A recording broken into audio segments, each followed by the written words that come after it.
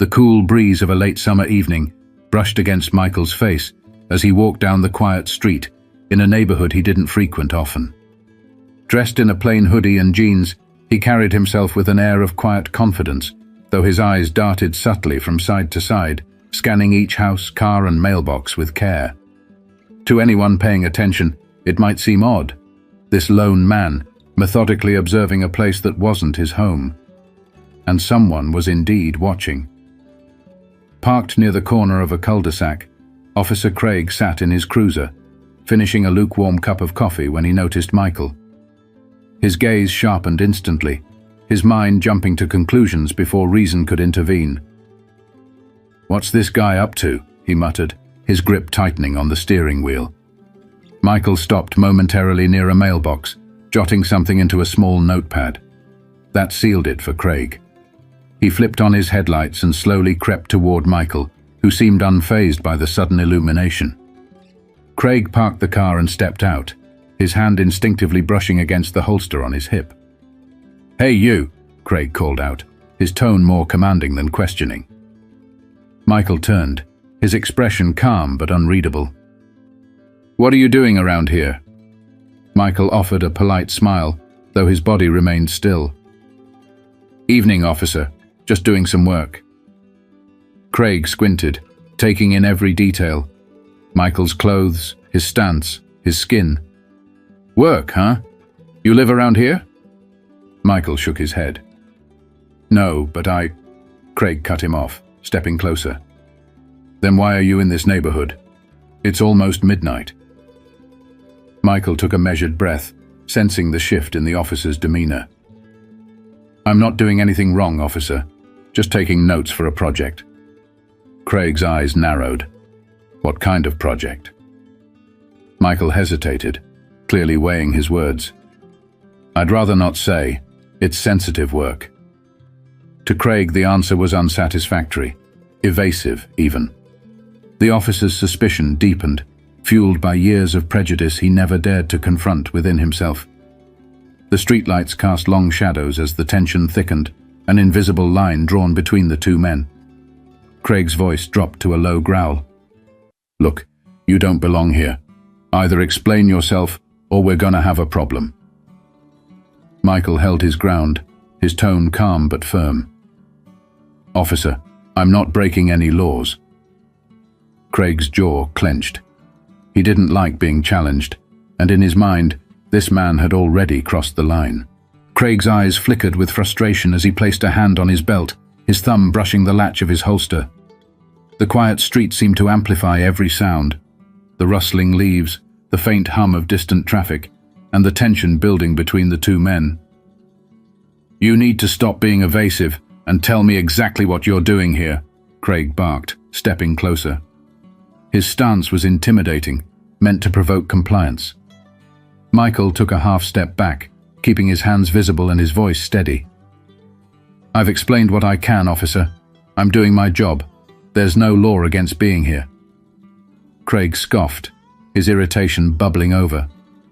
"Your job? What kind of job involves wandering around people's houses at night, scribbling in a notebook? Sounds like you're casing the place to me." Michael's face remained calm, though a flicker of annoyance crossed his eyes. "I'm not casing anything, and I'd appreciate if you stopped making baseless accusations."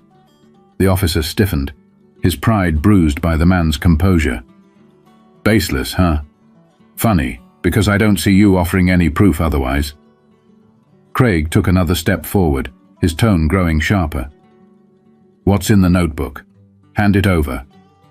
Michael hesitated, clutching the small notepad tighter. "It's private, officer. I'm under no obligation to show it to you." That was the tipping point. Craig's patience snapped, and he reached out to grab Michael's arm. "Don't make this harder than it has to be." Michael instinctively pulled his arm away, his voice firm but not raised. "I'm not resisting you, but you're crossing a line." The officer's face darkened. "Crossing a line? You're the one out here creeping around, refusing to cooperate." Craig pulled out his radio, speaking into it with an edge of urgency. I've got a suspicious individual refusing to identify himself, requesting backup at Pine Grove Lane." Michael exhaled, his frustration evident now. "Officer, this is unnecessary. I don't want this to escalate." Craig smirked, his confidence bolstered by the knowledge that reinforcements were on their way. "Should have thought about that before playing coy." Within minutes, another patrol car rolled onto the scene, its flashing lights casting red and blue shadows across the quiet neighborhood.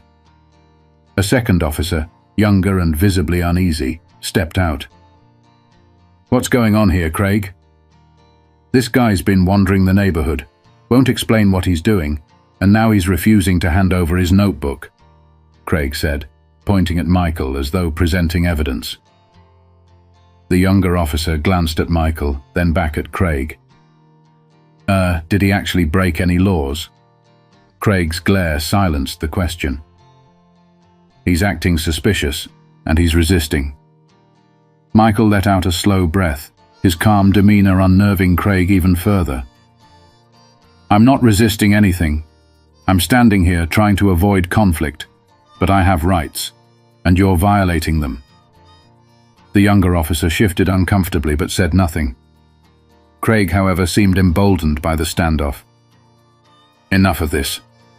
Turn around and put your hands behind your back." Michael hesitated, his jaw tightening briefly before he complied. He turned slowly, placing his hands behind him as Craig snapped the cuffs on with more force than necessary. "Officer, this is a mistake," Michael said quietly, as Craig guided him toward the cruiser. Craig sneered. "We'll see about that." As Michael was placed in the back seat, he glanced back at the scene.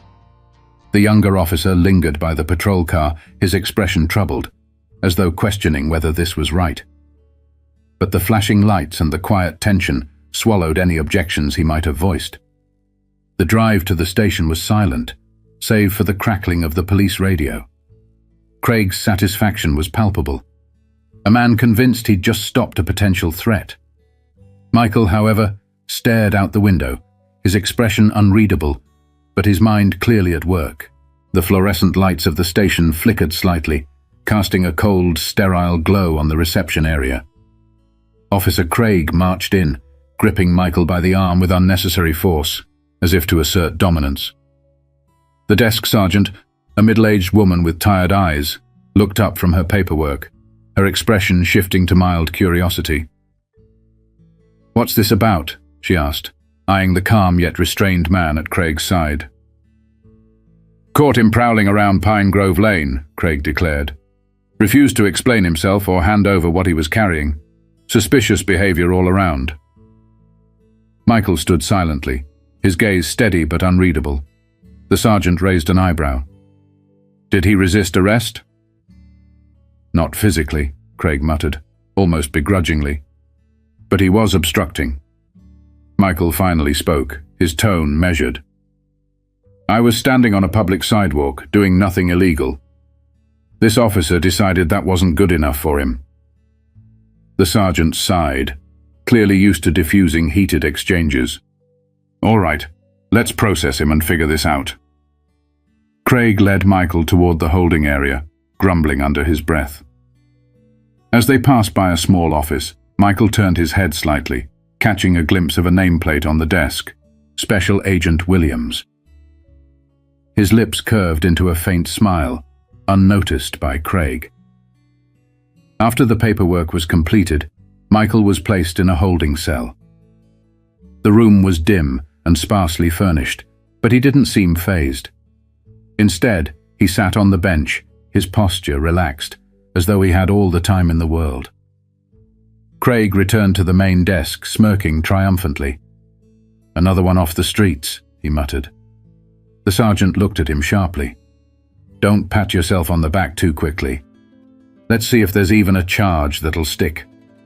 Michael, overhearing the exchange, leaned back against the wall, his calm demeanor beginning to unnerve Craig.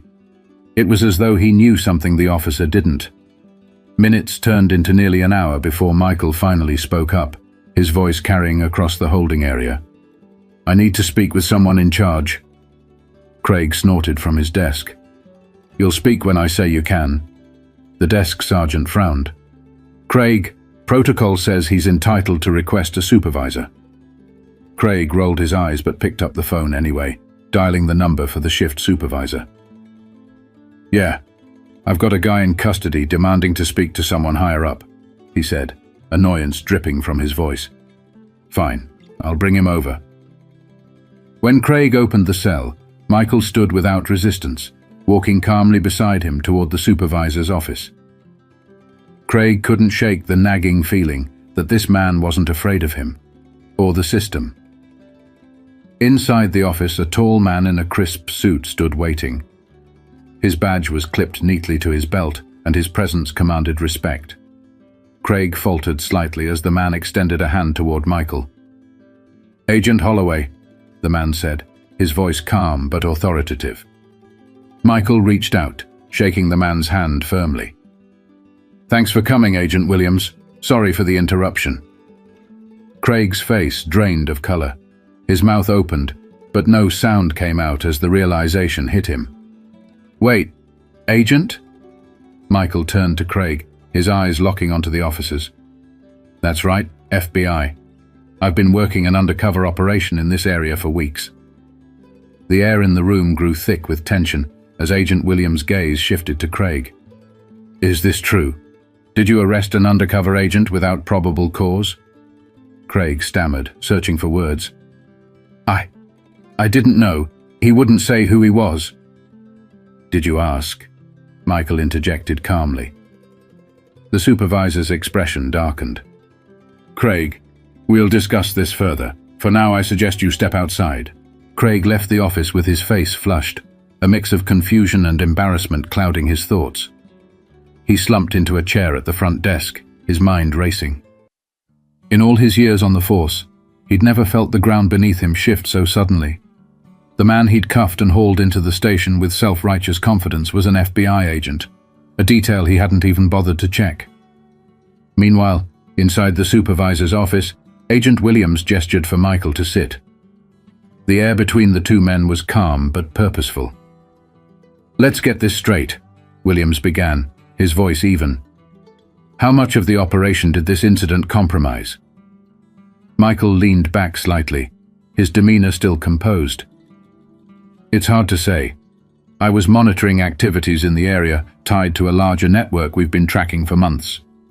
Tonight was critical. Key individuals were supposed to meet nearby. But now, thanks to this..." He paused, gesturing vaguely toward the situation outside. "I'm not sure they'll show." Williams frowned, rubbing his temple. "This is a serious problem. We can't afford delays at this stage." Michael nodded. "I understand. But this also highlights another problem, one we've ignored for too long. Officers like him," Michael said, his voice sharper now, "are not just a public relations nightmare. They actively hinder our ability to do our jobs." Outside the office, Craig sat rigidly as the sergeant approached him, her expression unreadable. "You've really done it this time," she said, her tone low. Craig looked up, defensive. How was I supposed to know who he was? He wasn't cooperating. The sergeant folded her arms.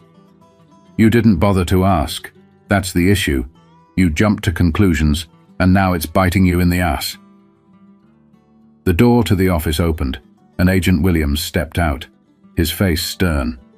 He addressed the room without hesitation. "Sergeant, I need a full incident report, including this officer's account." Craig stiffened, his hands clenching into fists. "Look, I didn't do anything wrong. The guy was acting suspicious. I was just doing my job."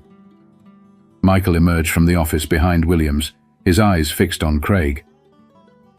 "Your job," he said quietly, his words cutting through the room like a blade. "Your job is to protect and serve, not to harass and assume. You didn't ask questions. You didn't follow protocol. You just saw me and made up your mind." Craig opened his mouth to respond, but the weight of Michael's words left him momentarily speechless. Williams turned to Craig, his tone colder now. Do you realize how close you came to blowing a federal operation? How much damage you could have caused? Craig stammered. I didn't know he was FBI.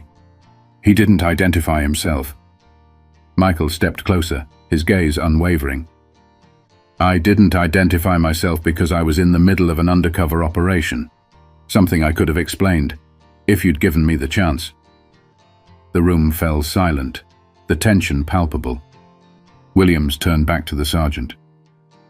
Initiate a formal complaint against this officer. This department needs to take a hard look at its practices. Craig's face turned ashen. A complaint? Are you serious? Williams' eyes narrowed. Dead serious. Your behavior wasn't just reckless, it was dangerous. This isn't just about me. It's about the countless others you've treated the same way, who didn't have the benefit of a badge to protect them. Craig slumped in his chair, his bravado completely deflated. Michael's voice softened slightly, but his words still carried weight. This isn't about ruining your career, officer. It's about accountability. Because if no one holds you accountable, what's to stop you from doing this to someone else? Someone who might not have the same outcome I did. The sergeant nodded quietly, already making notes. The rest of the station was silent, officers exchanging glances but saying nothing. The days following the incident were anything but quiet. The Internal Affairs Department launched an immediate investigation into Craig's actions. His entire record was pulled, every arrest, every report, every complaint filed against him over the years. The findings painted an unsettling picture. Craig had a long history of targeting individuals based on little more than a hunch, and many of those individuals happened to look like Michael. Though most of the complaints had been dismissed due to lack of evidence, the pattern was impossible to ignore now that it was laid bare. At the station, the atmosphere was tense. Officers whispered in hallways, their conversations dropping to hushed tones when Craig entered the room. Some defended him, calling it a misunderstanding. Others avoided him entirely, knowing the weight of what was coming. Michael, meanwhile, continued his work with the FBI. But the incident had left a sour taste in his mouth. He knew this wasn't an isolated case. It was a symptom of a much larger problem. A week later, the department held a press conference. The chief of police, flanked by members of Internal Affairs, addressed a small crowd of reporters. We take these allegations very seriously, the chief began, his voice measured but firm. Our officers are held to the highest standards, and any behavior that undermines the trust between law enforcement and the community will not be tolerated. Craig watched the broadcast from his home, his jaw tight. He'd been placed on administrative leave pending the outcome of the investigation, but he already knew his career was over. The community's reaction was swift and divided. Some residents of Pine Grove Lane expressed outrage, calling for Craig's immediate termination. Others insisted he was being unfairly targeted, claiming he was just doing his job. But it was Michael's quiet testimony during the Internal Affairs inquiry that left the deepest impact. Sitting across from a panel of investigators, he recounted the night in detail, his tone even and unemotional. When I walk into a neighborhood, I'm not just a man. I'm every stereotype, every prejudice, every assumption that someone like Officer Craig has ever been taught, Michael said, his voice steady. And that's not just his failing. It's a failing of the system that allowed him to believe those assumptions were acceptable. The inquiry lasted several weeks, during which Michael's story gained traction in the media. Headlines like FBI agent exposes racial profiling in local police department dominated the news cycle. The incident became a lightning rod for discussions about police reform, sparking protests, town hall meetings, and even a push for mandatory bias training within the department. Craig, meanwhile, faced mounting pressure. When the investigation concluded, he was formally dismissed from the force. Internal Affairs cited a pattern of conduct unbecoming of an officer as the reason for his termination. Michael heard the news while preparing for another operation, his reaction measured. One down, he muttered under his breath. But there's still so much more to do. Back at the station, changes began to take shape. Officers were required to attend bias training sessions, and a community oversight board was established to review complaints of misconduct. These were small steps, but they were steps nonetheless. In the months that followed, the ripples of that night on Pine Grove Lane continued to spread. The community, once content to ignore the quiet injustices around them, began to speak out. Town meetings grew crowded with voices demanding accountability. People who had long felt invisible finally had a platform to share their experiences. Michael, ever the professional, moved on to his next assignment, but the memory of that night stayed with him.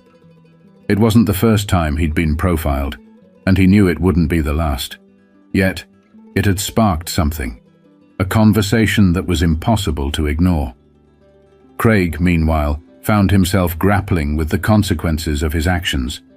Without the badge, he was just another man in the crowd, forced to confront the biases he had wielded for so long. For the first time, he began to listen, to the news, to the voices in his community, and to the small but growing part of himself that whispered he had been wrong. The incident became a case study in training programs across the country. Law enforcement agencies dissected what went wrong that night, using it as an example of how prejudice can blind even the most seasoned officer to the truth. For the audience watching this story unfold, there's a stark lesson to take away. Assumptions have power. They shape how we see the world, how we treat others, and ultimately, how we live our lives. But those assumptions can be challenged. It starts with a question. What if I'm wrong?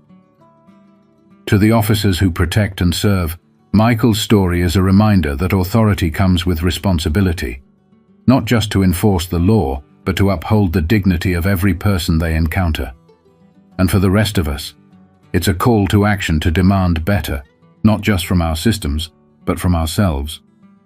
If this story moved you, take a moment to reflect on your own assumptions and the role you play in creating a more just world. Share this video, leave a comment, and don't forget to subscribe for more powerful stories that inspire change. Because sometimes, it's in the moments of greatest conflict that we find the greatest clarity.